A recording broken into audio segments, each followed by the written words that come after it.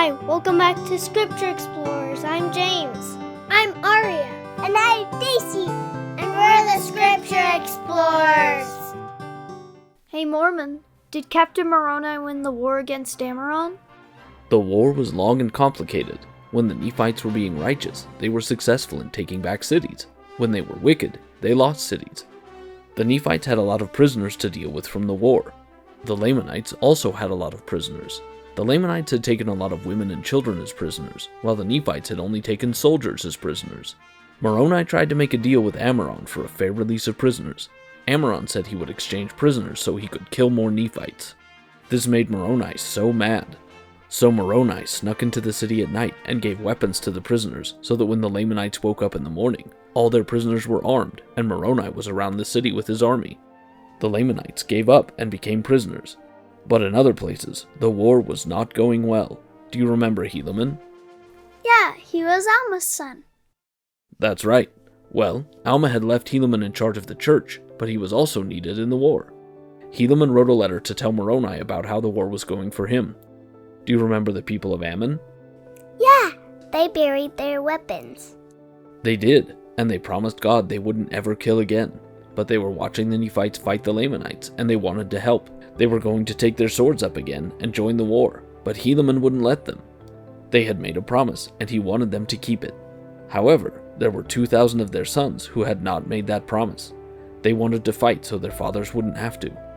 They were brave and faithful. They are called the Stripling Warriors. Helaman called them his sons. Helaman led the Stripling Warriors to help a captain named Antipas. Antipas and his men were sad and were having a hard time in the war. When Helaman brought his soldiers to them, it helped them to be brave, and it made the Lamanites run away. But Antipas and Helaman knew they needed to trick the Lamanites into fighting so they could beat them. How did they trick them?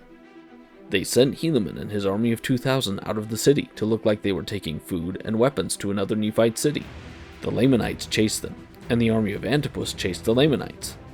Suddenly the Lamanites were not chasing Helaman anymore, and he realized they might be attacking Antipas.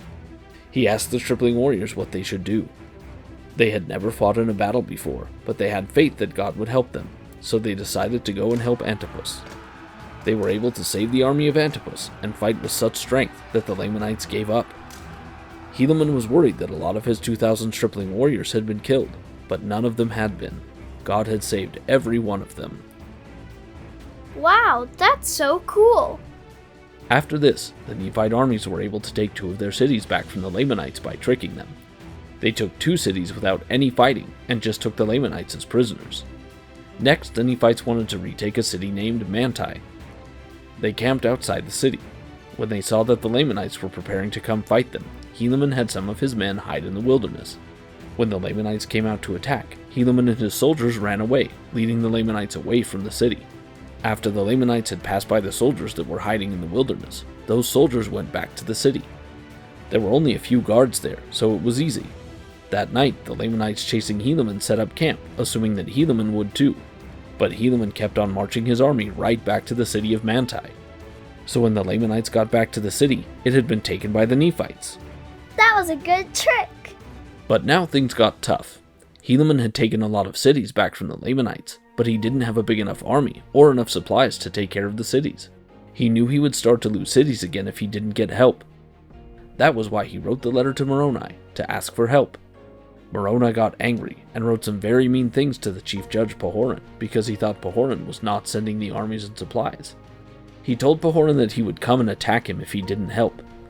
Pahoran was a good man. He was kind in responding to Moroni, and he let him know that he wanted to help.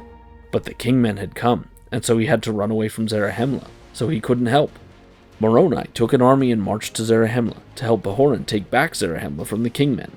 Then he and Pahoran sent armies and supplies to Helaman. Did they win the war then? One of the last important things they needed to do was take back a city called Nephihah. The Lamanites were keeping many prisoners there. The city was a big fortress that Moroni knew would be very hard to take in a battle. So Moroni came up with a way to get the city back without having to have a battle. What did he do? In the night, Moroni and his soldiers used ladders and ropes to climb up the city walls. Then they gave weapons to the prisoners. When the Lamanites woke up, they saw that their prisoners were all armed. and that the army of Moroni was outside the city. They ran away and the Nephites took control of the city. After this, there were still more battles that happened, but the war was nearly over. Ammoron came to battle with the Nephites in a city close to where Teancum was with his army. Well, you can probably guess what Teancum did when it got dark. Did he kill Ammoron? Yes, just like he did to Amalickiah, but Ammoron called out to his guards, and they killed Teancum before he could escape. That's so sad. It was very sad, but after Ammoron's death, Moroni was able to drive the Lamanites out of the Nephite lands, and the Nephites began to prosper again. Helaman began to preach again, and while there were still battles between the Nephites and the Lamanites sometimes, the Nephites had won the long war.